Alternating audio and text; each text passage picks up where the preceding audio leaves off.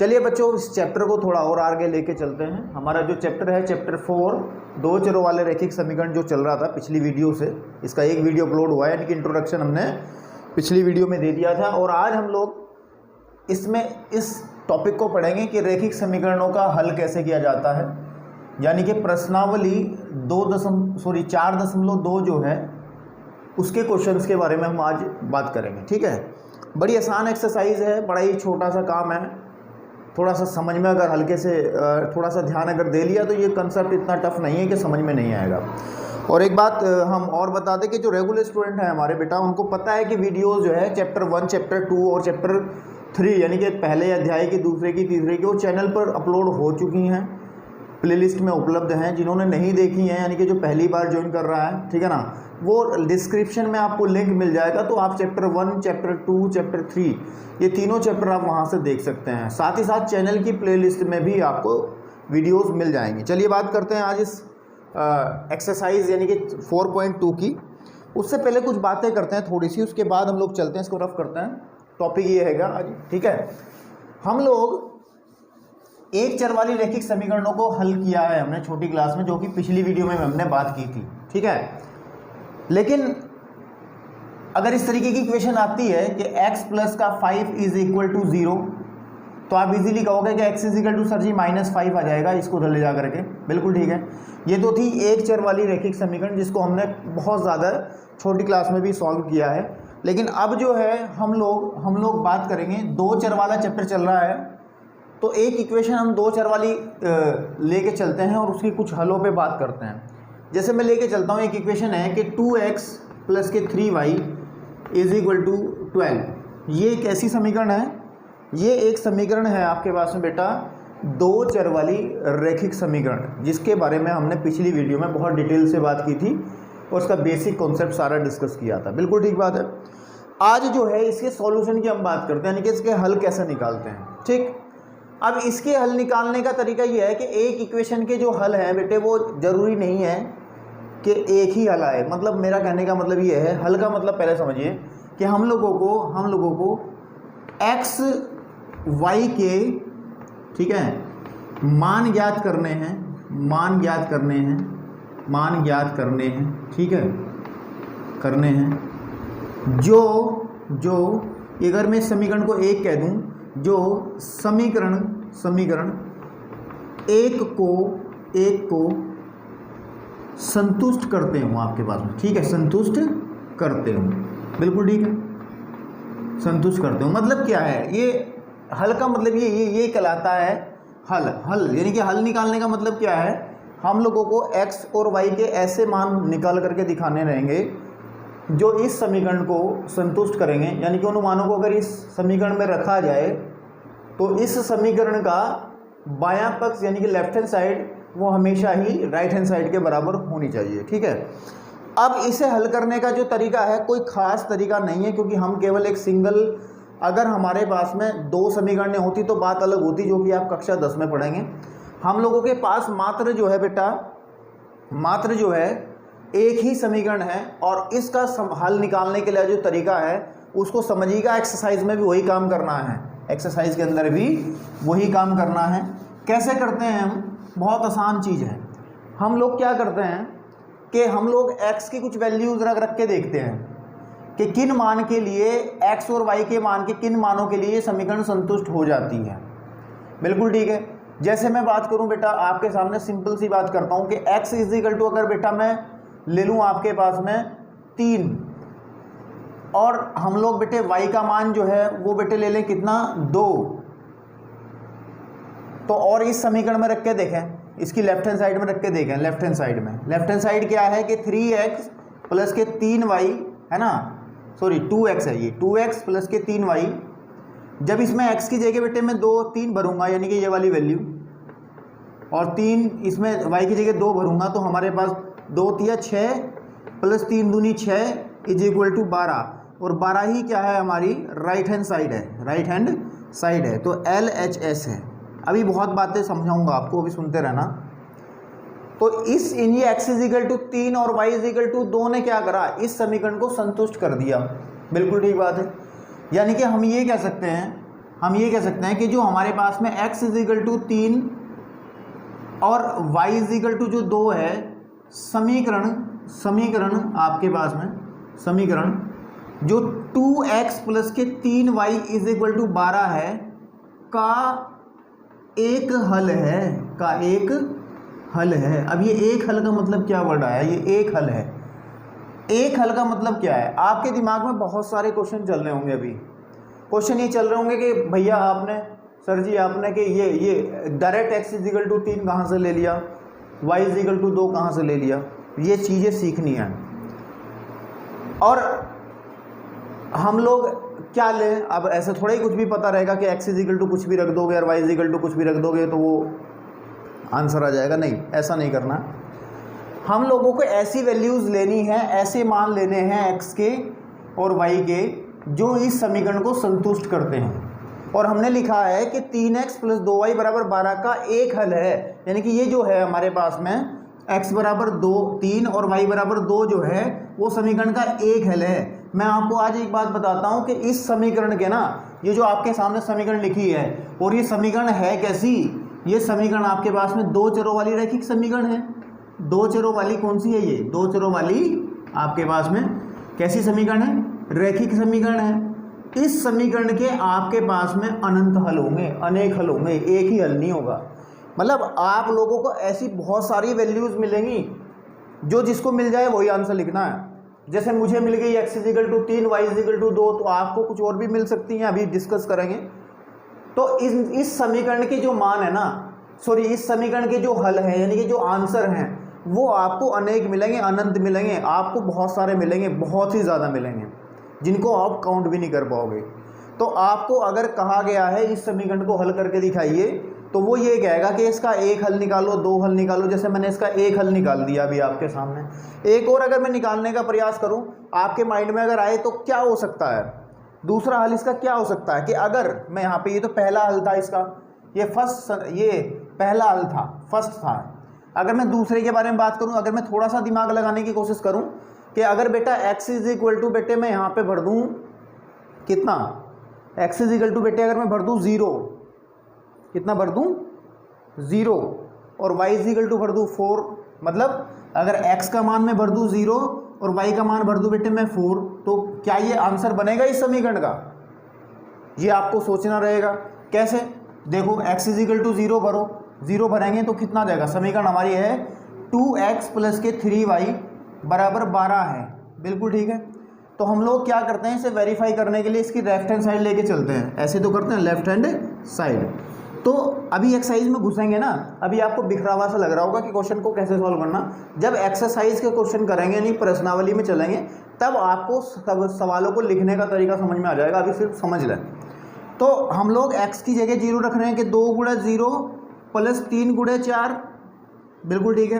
तो बेटे ये कितना में निकल जाएगा? 0 प्लस 4 तिया 12, और ये 12 आ गया, और 12 है आपके पास में कितनी? यही राइट हैंड साइड है। क्या है? Right hand side. Left hand side बराबर राइट हैंड साइड। इसका मतलब क्या हुआ? इसका मतलब ये हुआ कि x इज इक्वल टू 0 और y इज इक्वल टू जो 4 है ना, वो समीकरण हमारे पास में जो दी गई है, समीकरण 1 मैंने मान रखा है इसको, का हल है, का हल है। बिल्कुल ठीक है। ऐसे आप लोग बहुत हल निकाल सको बेटे, ऐसे आप लोग बहुत हल निकाल सको।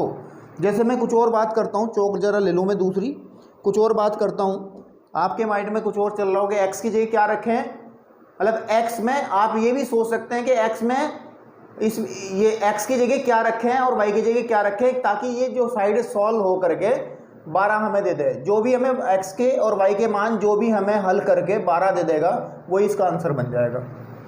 अब अगर मैं इसमें आपके सामने एक चीज़ और रख लूँ, एक वैल्यू और रख लूँ कि x इज इक्वल टू, मैं सपोज कर लेता हूँ, मैं इधर से रफ कर रहा हूँ, अगर किसी को नोट करना हो तो आप स्क्रीनशॉट ले लीजिएगा, है ना। तो मैं इसमें लिख लेता हूँ इसके आंसर कितने कौन कौन से आए।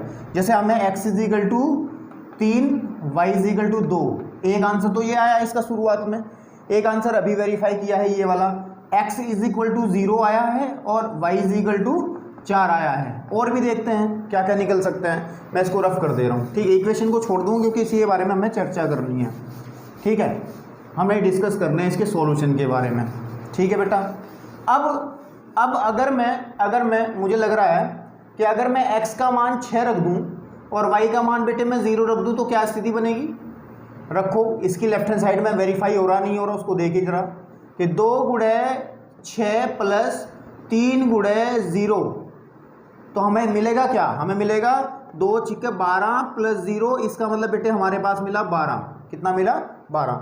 और यही कौन सी है, यही राइट हैंड साइड है, यही राइट हैंड साइड है। तो यानी कि ये जो वैल्यू है x = 6 और y = 0, ये भी इसका हल बन जाएगा। तो इसका एक हल क्या बन जाएगा, x = 6 y = 0। आप भी सोच सकते हैं और कुछ सोचिए अपने मन में जो आपके माइंड में आता हो, कुछ रख के इसमें जो कि इस इक्वेशन को वेरीफाई करता हो। बिल्कुल ठीक है, जरूरी नहीं है कि खूबसूरत वैल्यू रखनी है। आप x = अगर 1/2 रख लें और y = मैं रख रहा हूं आपके सामने 13/3, 13/2, 13/3 रखो सॉरी, तो देखिए क्या ये भी हल बनेगा, क्या ये भी हल बनेगा। तो देखें जरा, भर के देखें कुछ।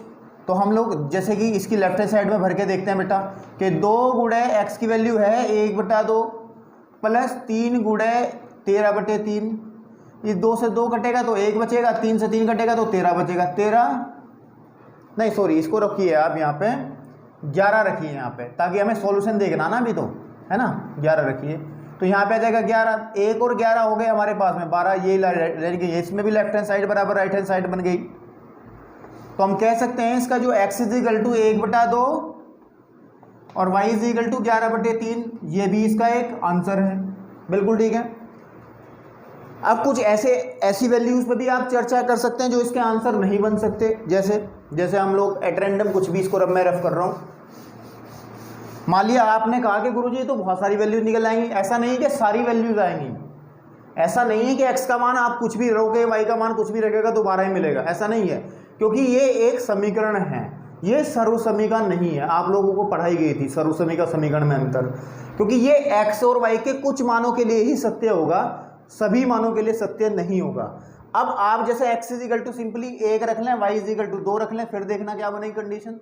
मैं रखता हूँ इसकी लेफ्ट हैंड साइड में, देखते हैं कितना आ जाएगा हमारे पास की लेफ्ट हैंड साइड में। जब रखेंगे तो 2 गुणे 1 प्लस के 3 गुणे 2, तो आपके पास में 2 प्लस 6 यानी कि आ गया 8।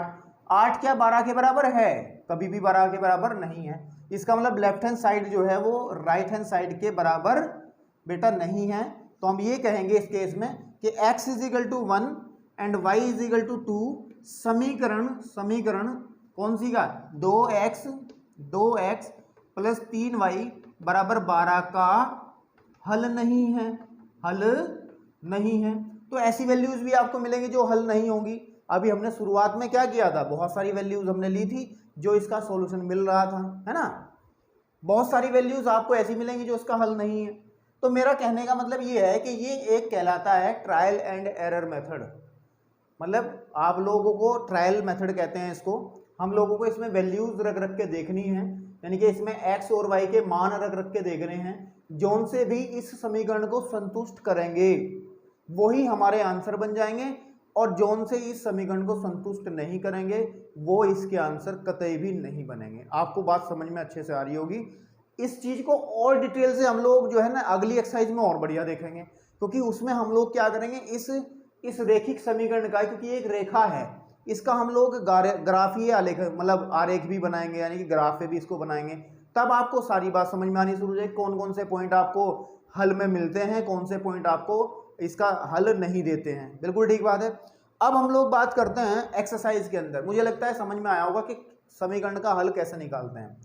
जो प्रश्नावली बेटे हमारे पास है कौन सी, 4.2 उसकी तरफ चलते हैं, और इसके बहुत ही थोड़े से क्वेश्चन हैं। मैं आपसे एक रिक्वेस्ट करूंगा, अगर आपके पास कोई दूसरी भी किताब हो, कोई अन्य किताब आपके पास उपलब्ध हो किसी और प्रकाशन की, ठीक है, किसी और प्रकाशन की कोई किताब उपलब्ध हो बेटा, तो उसमें से छांट के क्वेश्चन कर लेना, और भी थोड़ी सी प्रैक्टिस हो जाएगी। और इसमें एग्जाम्पल हैं हमारे पास में कुछ, वो एग्जाम्पल भी देख लेना। जैसे एग्जाम्पल नंबर 3 और 4 हैं, 4 में भी काफ़ी सारे सवाल हैं, तो आप देखिएगा इनको बैठ करके आराम से। मैं सीधा चलता हूँ आपको लेके प्रश्नावली कौन सी में, 4.2 के अंदर, ठीक है। बात करते हैं पहला सवाल। आप लोग अपनी किताबों में देखिएगा, आपके पास एनसीईआरटी की किताब होगी तो अच्छे से समझ में आएगा कि निम्नलिखित विकल्पों में से कौन सा विकल्प सत्य है और क्यों सत्य है।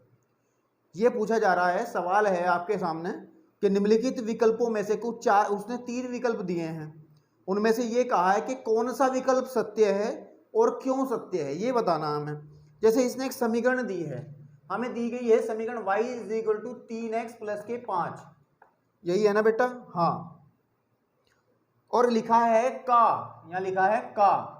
इसने 3 ऑप्शन दिए हैं। नंबर 1, एक अद्वितीय हल होगा। इसका मतलब समझाता हूं अभी। अद्वितीय का मतलब, अद्वितीय हल आपके पास में है, ठीक है। दूसरा ऑप्शन जो बेटा दिया है वो ये कह रहा है केवल 2 हल हैं, केवल 2 हल हैं। कितने हल हैं? 2 हल हैं। और जो थर्ड में है बेटा आपके पास में, वो कह रहा है आपके पास में अपरिमित रूप के अनेक हल हैं। मैं नीचे लिख दे रहा हूं यहाँ, ठीक है। यहाँ पे थर्ड नंबर पे हमें क्या कह रहा है? अपरिमित रूप से अनेक हल हैं। क्या है? अनेक हल हैं। तो हम लोगों को अनेक हल हैं, हम लोगों को इसमें से राइट ऑप्शन चूज करना है, कारण बताना है ऐसा क्यों है। ये जो समीकरण दी गई है हमारे पास, जो समीकरण दी गई है हमारे पास, इसके कितने हल होंगे? एक अद्वितीय हल का मतलब क्या है? एक अद्वितीय हल का मतलब क्या है? मतलब केवल एक ही हल होगा। मतलब आंसर x और y के केवल आंसर जो मिलेंगे एक ही मिलेंगे। जैसे मैंने आपको अभी थोड़ी देर पहले x = समथिंग 4-5 आंसर निकाल के दिखा दिए थे, नहीं, उसमें वो कह रहा कि केवल एक आंसर होगा, जो कि बिल्कुल सरासर गलत बात है। क्योंकि रेखिक समीकरण में हमारे पास में क्या होगा? रेखिक समीकरण, इस समीकरण के अंदर बहुत सारे मान x और y के ऐसे मिलेंगे जो उसको संतुष्ट करते होंगे। और मैंने अभी भी कहा है कि बहुत सारे अनंत अपरिभाषित इतने मान होंगे, आप लोग काउंट भी नहीं कर पाएंगे। तो उसका सही आंसर तो है अपरिमित रूप से अनेक हल होंगे। और ये कह रहा है केवल 2 हल होंगे, ऐसा कोई अंडरस्टूड थोड़ा ही है ना, कि 2 ही हल होंगे। भाई साहब, संख्याएं हमारे पास अपरिमित हैं। संख्याएं कितनी है? अपरिमित है, यानी कि आपके पास में अनेक संख्याएं हैं। जब संख्याएं अनेक है तो इसके हल भी अनेक होंगे। अब इसका स्पष्टीकरण देना पड़ेगा। क्या क्यों देना पड़ेगा? क्यों वाले, इस क्यों का जवाब देना पड़ेगा हमें, क्योंकि इसने कहा क्यों में हम क्या करके दिखाएंगे इसको कि बेटे देखो, अगर हम x = 0 भर दें, x = कितना भर दें? 0 भर दें हमारे पास में, बिल्कुल ठीक बात है। x = 0 भर दें तो हमें क्या मिलेगा? x = 0 भरने पे तो y का जो मान है वो कितना आ जाएगा? 3 × 0 + 5। सिंपली y का मान कितना आ जाएगा? 5 आ जाएगा। यानी कि x = 0 भरने से y का मान 5 आ गया। एक आंसर तो जो है, चेक कर लो, आप इसमें भर के देख लेना। अब अगर मैं x = बेटे 1 रख दूं इसके अंदर, तो क्या बनेगा? तब हमारा y का मान क्या बनेगा? सॉल्व कर लो y = हो जाएगा 3 × 1 + 5, यानी कि y का मान आ जाएगा 3 + 5, यानी बेटे y का जो मान है वो आ जाएगा 8। बिल्कुल ठीक है। यानी कि इसका आंसर 1 बनेगा, x = 1 होगा और y = आ जाएगा आपके पास में 8। बिल्कुल ठीक है, एक आंसर ये आ गया इसका, ठीक, बिल्कुल ठीक है। अब ऐसे ही हमारे पास में x = आप 2 रख लो। इसमें 2 रखने पे क्या बनेगा? y = हम 2 रख रहे हैं, 3 × 2 + 5, या y = 5, 3 दूनी 6 + 5, y = आ जाएगा हमारे पास में कितना बेटे? ये आ जाएगा हमारे पास में 11। यानी कि x = 2 और y = 11, एक आंसर ये आ जाएगा इसका। तो हमें ये बात समझ में आ रही कि जो हमारे पास y जो है ना, y वो x पे पूर्णतः निर्भर है। x का मान आप कुछ भी दोगे, x का मान जैसे ही आप रखते जाओगे, कोई भी संख्या रखोगे तो y का मान भी एक डिफरेंट संख्या निकल के आएगी, है ना। तो हम ये कहेंगे आपके पास में, ठीक है, ये आंसर लिखेंगे क्योंकि मैं कि x के अनेक मानों के लिए, मानों या ऐसे अनेक नहीं, x के भिन्न मानों के लिए, भिन्न मतलब अलग अलग, है ना, भिन्न है ना आपके पास में, भिन्न मानों के लिए, आपके पास में मानों के लिए y के भिन्न भिन्न मान प्राप्त होते हैं, भिन्न भिन्न मान, ठीक है, मान आपके पास में क्या होंगे, प्राप्त होते हैं। अतः क्या लिखेंगे, अतः ये लाइन लिख देंगे, परिमित रूप से, अतः समीकरण के अपरिमित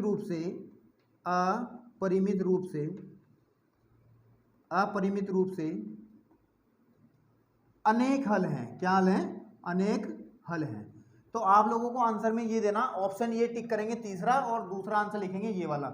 ये जो काम हमने किया है ये आपको रफ कॉपी में करना है, फालतू बकवास उसके करके दिखानी नहीं है। ये आपके सेल्फ सेटिस्फेक्शन से है कि आपको ये पता रहे कि हाँ यार वाकई में जो हम चीज लिख रहे हैं ना, जो बात, वो सही भी लिख रहे हैं या नहीं लिख रहे। भाई इसको, इस बात का वेरिफिकेशन तो यहीं से मिल रहा है। हमें पता है कि अपरिमित रूप से अनेक हल हैं, है ना, और वो क्यों है, क्योंकि हमारे पास x के भिन्न भिन्न अगर मान रखते हैं, जैसे x इजिकल टू 0 रखा तो y का 5 निकल आया, x इजिकल टू 1 रखा तो बेटे हमारे पास 8 निकल आया, और अगर x इजिकल टू 2 रखेंगे तो y का मान 11 निकल आएगा। बिल्कुल ठीक बात है। तो ये सेंटेंस यानी कि जो भाषा लिखी है इसको आप अपनी कॉपी में पहले क्वेश्चन के आंसर के रूप में नोट करेंगे। अब बात करते हैं हम लोग एक्सरसाइज के दूसरे क्वेश्चन की तरफ चलते हैं। इसको मैं रफ कर रहा हूँ, जरा मैं चौक निकाल लूँ यार, चौक जो है मेरी टूट गई चलते चलते, ठीक है, पहले रफ कर दूं फिर चौक निकालता हूं। बहुत आसान सवाल है, ठीक है ना, आपके पास में। मैं अभी भी कह रहा हूं अगर क्वेश्चन और ज़्यादा करने की इच्छा है आपके अंदर तो आप लोग बेटा एक काम करना, कोई दूसरे प्रकाशन की किताब हो उसमें से चुरा लेना कुछ क्वेश्चन। मैं चौक ले लूँ जरा, ठीक, आपके पास में। चलिए चौक आ गई हमारे पास। क्वेश्चन नंबर 2 है, और 2 के अंदर उसने निम्न समीकरणों में से प्रत्येक के 4 हल लिखिए। मतलब बेटा उसने कहा है कि हमारे पास ये 3 सवाल हैं, एक्चुअली कितने सवाल हैं, 3 सवाल हैं, तीनों में से आपको तीनों समीकरणों के 4 हल बताने, जैसे मैंने अभी बहुत सारे बताए थे। जैसे पहली समीकरण है, पहली समीकरण हमारे पास फर्स्ट है, वो ये कह रहा है हमारे पास कि 2x plus y is equal to 7। इसके हम लोगों को बताने, इसका यहाँ कर दूंगा मैं, सवाल को इधर की तरफ कर दूंगा ताकि सारे सवाल आ जाएं।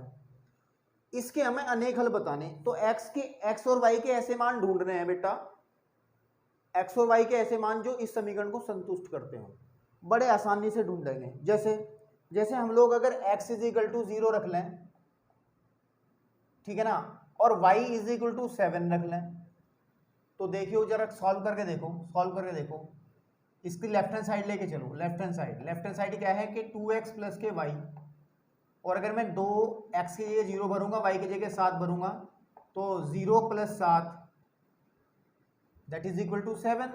तो ये तो 7 है ही है, तो left hand side is equal to किसके आ गई, राइट हैंड साइड के इक्वल आ गई। बिल्कुल ठीक है। तो इसका मतलब x इज इक्वल टू 0 और y इज इक्वल टू 7 है ना आपके पास में। ये हल है, क्या है, हल है। अब आपको एक बात बता दूं, इसको लिखने का तरीका भी ध्यान दीजिए। अभी कुछ दिन पहले हमने चैप्टर नंबर 3 करा था, निर्देशांक ज्यामिति। क्या पढ़ा था, निर्देशांक ज्यामिति। और निर्देशांक ज्यामिति में हमने एक निर्देशांक लिखने का तरीका सीखा था कि जैसे 0 x का मान पहले लिखेंगे और y का मान बाद में, एक कर्मित युग्म के तरीके से। इसको कहते हैं कर्मित युग्म। क्या कहते हैं इसको, कर्मित युग्म। तुम आंसर इसका ऐसे भी दे सकते हो, ये ब्रैकेट में लिख देंगे 0,7 समीकरण 2x plus y is equal to 7 का क्या है, हल है। लेकिन हमें कितने निकालने हैं, किताब वाले ने बेटे बोला है हमें कि 4 हल निकालने हैं। कितने निकालने हैं, 4। एक हम निकाल चुके, ऐसे ही आप लोग देखिए जरा क्या रखें, x की जगह क्या रखें और y की जगह क्या रखें कि सॉल्यूशन करके 7 मिल जाए। जैसे सोचिए जरा क्या रखना चाहिए, आप लोग सोच सकते हैं। जैसे मैं सिंपल सी बात है, अगर मैं x इज इक्वल टू 1 रखूँ और y इज इक्वल टू 5 रखूँ तो क्या बात बनेगी, देखो रखिए जरा, सॉल्व आप अपने आप करिएगा इसमें। जैसे चलो इसको कर देता हूँ कि अगर मैं लेफ्ट हैंड साइड को सॉल्व करूँगा तो 2 गुणे 1 प्लस के 5 यानी कि 2 प्लस 5 इज इक्वल टू आ जाएगा हमारे पास कितना, 7। बिल्कुल सही बात है, यानी कि लेफ्ट हैंड साइड इसमें भी राइट हैंड साइड के इक्वल आ गई। तो यानी कि आपके पास में मैं कर्मित युग्म के तरीके से लिख रहा हूँ, तो 1,5 भी क्या है, समीकरण का हल है। समीकरण का क्या है, हल है। बिल्कुल ठीक है। ऐसे ही हमें दो और निकालने हैं। क्या निकालने हैं? दो और निकालने हैं। तो अब क्या रखें? अब क्या रखें? अगर मैं देखिए x इजिकल टू, अगर बेटे यहाँ 2 दूनी 4 हो जाए, देख x इजिकल टू में 2 रख दूँ, 2 दूनी 4, सोचिए जरा, तो हमें 4 में कितना जोड़ा है कि 7 मिले तो 3, यानी कि x इजिकल टू अगर मैं 2 रख दूँ और y इजिकल टू मैं आपके पास में 3 रख दूँ, तो देखिए सॉल्व करके, देखिए लेफ्ट हैंड साइड को सॉल्व करके आपके पास में वो अपने आप देखिएगा, ये इसका आंसर बनेगा, यानी कि 2,3 भी इसका समीकरण का क्या बनेगा बेटे? हल बनेगा। और अच्छा मैं आपको एक और बात बता दूं, हल है, हल है। एक बात और बता दूं कि इसमें जरूरी नहीं है आपके आंसर जो है पीछे आंसर शीट में मैच करें, आपके आंसर अलग अलग भी आ सकते हैं। यानी कि भाई आपको क्या पता कौन सी संख्या, अनेक संख्याएं हैं, आपने कौन सी संख्या रखी, किताब वालों ने कौन सी संख्या रखी, इससे कोई फर्क थोड़े पड़ रहा। मेन बात यह है कि वो जो मान रखते हो इस समीकरण को संतुष्ट करने चाहिए, ठीक है ना आपके पास में। तो चलिए आगे की तरफ मूव करते हैं, एक एक आंसर और निकाल दें इसका। सोचिए जरा कि मैं इसमें 3 रख दूं, 3 दूनी 6 प्लस 1, अगर y की जगह x इजिकल टू मैं 3 रख देता हूं और y इजिकल टू मैं 1 रख देता हूं, तो आंसर बनेगा बिल्कुल, यानी कि 3,1 भी समीकरण का क्या है? समीकरण का हल है, हल है। क्लियर है? अब ये तो रही पहले क्वेश्चन, मैंने 4 आंसर निकाल दिए इसके। कौन कौन से निकाले? First, second, third and fourth. बिल्कुल ठीक है, आप अलग अलग संख्याएं रख के देख सकते हो। अब जैसे इसमें दूसरा क्वेश्चन है, इसी का दूसरा क्वेश्चन हमारे पास क्या है? ये कह रहा समीकरण दी है pi x plus y equal to 9। बिल्कुल ठीक है, तो बिल्कुल सिंपल तरीके से निकालेंगे, बड़े आसानी से निकालेंगे कि जैसे पहला हल कैसे निकालें। अगर मैं x इजिकल टू 0 भरूं और y इजिकल टू मैं भर दूं बेटे 9, तो देखिए इसकी लेफ्ट हैंड साइड हल करके देखिए क्या बात बनती है। क्या? पाई गुड़े 0, पाई गुड़े 0 प्लस 9, तो आ जाएगा 0 प्लस 9 इज इक्वल टू 9। बिल्कुल सही बात है, left hand side equal to आगे राइट हैंड साइड के। इसका मतलब क्या है कि 0,9 जो है, 0,9 समीकरण का क्या है? समीकरण का हल है। क्या है? समीकरण का हल है। अब आप लोग जो है, आपको एक तरीका बताता हूं मैं छोटा सा, बिल्कुल ठीक बात है, आंसर निकालने का, जो हमने अब तक डिस्कस नहीं करा, और उससे आप लोगों को आसान हो जाएगा और भी काम करना। कि जो आपको समीकरण दी जाती है इसको कोने में लेके जाओ, पाई एक्स प्लस के वाई इज इक्वल टू 9, ठीक है। और इसमें से किसी एक चर का मान निकालो, जैसे वाई अकेला दिख रहा ना, तो वाई इज इक्वल टू निकाल लो 9 माइनस के पाई एक्स। क्या निकाल लो? पाई एक्स। कर सकते हो ना? बस ये मशीन बन गई, ये एक मशीन बन गई जो आपको आंसर देगी। जैसे मैंने भी करा, x is equal to 0, y is equal to 9, x is equal to अगर मैं इसमें 0 भरूंगा तो ये टर्म खत्म हो जाएगा, ये पद, तो 9 आ जाएगा, हो गया काम। अब x इजिकल टू बेटे मैं भर देता हूँ 1, देखो 1 भरो इसमें, तो y का मान कितना निकलेगा? y का मान कितना निकलेगा? देखिए y इजिकल टू 9 माइनस पाई गुणा 1, तो y इजिकल टू हो जाएगा 9 माइनस पाई, तो आ जाएगा 9 माइनस पाई, एक आंसर ये आ गया, यानी कि 1,9 माइनस पाई, एक आंसर ये आ गया इसका। बिल्कुल ठीक है। अब इसमें x इजिकल टू 2 भर दो। क्या भर दो? x इजिकल टू 2 भर दो, तो 2 भरने से क्या होगा? y का मान कितना निकलेगा? 9 माइनस 2 पाई गुड़े 2, पाई गुड़े 2, यानी कि आपके पास में 9 माइनस 2 पाई। इसका मतलब एक आंसर बन जाएगा इसका x इजिकल टू 2 और y इजिकल टू 9 माइनस 2 पाई। इसको कर्मित रूप में कैसे लिखेंगे? 2,9 माइनस के 2 पाई। ऐसे ही आप एक आंसर और निकाल देना x इजिकल टू 3 रख के। बिल्कुल ठीक है। इसमें भी वो काम कर सकते थे हम कि आप लोग y का मान यहां से निकाल लेते, y इजिकल टू 7 माइनस के 2x निकाल लेते, और फिर जय जय थी, बस कोई दिक्कत ही नहीं थी। x की वैल्यू 0 भरोगे तो ये मिल जाएगा, 1 भरोगे तो यो मिल जाएगा, 2 भरोगे तो यो मिल जाएगा, 3 भरोगे तो यो मिल जाएगा। देखिए ये एक मशीन बन जाती है ना आपके पास में। इस पर थोड़ा विचार करना, इसका यूज जो है, इस मशीन का यूज जो है मैं अगली एक्सरसाइज में बहुत बढ़िया तरीके से करूंगा। अगली एक्सरसाइज में आपको ग्राफ, यानी कि इनका जो है ग्राफीय निरूपण हम लोग बताएंगे कैसे करते हैं। अब इसमें इसके 2-3 निकाल दिए, आप लोग निकाल के देखिएगा, एक क्वेश्चन आपके लिए छोड़ रहे हैं। बात करते हैं तीसरे क्वेश्चन की तरफ, इसको मैं रफ कर दे रहा हूं पूरे पोर्शन को, और तीसरे क्वेश्चन पे बात करते हैं। तीसरा जो क्वेश्चन है उसको पढ़िए आप लोग, तब तक मैं इसको रफ कर रहा हूं। ठीक है ना। और देखिए इसमें क्या पूछ रहा है, क्या करवाना चाह रहा है। तीसरा क्वेश्चन, बताइए कि निम्नलिखित हलों में से कौन कौन सा, यानी कि एक समीकरण दी गई है तीसरे क्वेश्चन के अंदर, x माइनस के 2y इज इक्वल टू 4, और वो कह रहा है कि निम्नलिखित इसमें हल दिए गए हैं, जैसे कि फर्स्ट 0,2, सेकंड दिया गया है 2,0, थर्ड दिया गया है 4,0, और एक दिया गया है फोर्थ दिया गया है आपके पास में √2, 4√2, ठीक है ना आपके पास में। एक और दिया इन्होंने, एक और दिया, उसको यहाँ कर दूंगा मैं नीचे की तरफ, ठीक है ना आपके पास में, यहाँ कर देता हूँ। कौन सा है कि फिफ्थ दिया है बेटा कि 1,1। अब इन्होंने ये इतने आंसर दिए इस समीकरण का, ये आंसर, ये आंसर, ये आंसर, ये आंसर, ये आंसर, हमें पहचानना कि सही आंसर कौन सा है। सारे आंसर इसके नहीं हो सकते, इसका हल जो है ये हो सकता है, ये हो सकता है, ये हो सकता है, ये हो सकता है, ये हो सकता है, हमें पता नहीं है कुछ भी। हम लोग वेरीफाई करेंगे जैसे हमने किया था। कैसे हम लोग ऐसे ही वेरीफाई करेंगे, इसकी लेफ्ट हैंड साइड ले लेंगे बेटा, और लेफ्ट हैंड साइड है हमारे पास में x माइनस के 2y, और x की जगह भर दो, पहले में 0 है तो 0 माइनस के 2 into 2 that is equal to minus का 4, और ये तो क्योंकि प्लस का 4 है, ये कभी भी बराबर नहीं होता 4 के, माइनस का 4 प्लस के 4 में बहुत अंतर होता है। तो left hand side right hand side के बराबर है क्या? नहीं है। इसका मतलब ये हल आपके पास में नहीं है, हल नहीं है। पहला ऑप्शन फेल हो गया। दूसरे में चलते हैं हम लोग, जो लेफ्ट हैंड साइड लेके चलते हैं इक्वेशन की, ये x माइनस के 2y है ना, तो x की जगह रखेंगे 2 माइनस 2 इंटू 0, तो आ जाएगा 2 माइनस 0, इसका मतलब 2, और 2 कभी भी 4 के बराबर नहीं होता, इसमें भी लेफ्ट हैंड साइड जो है बेटा वो राइट हैंड साइड के बराबर नहीं है, तो हल नहीं है, हल नहीं है। समझ में आ रहा होगा, हल नहीं है।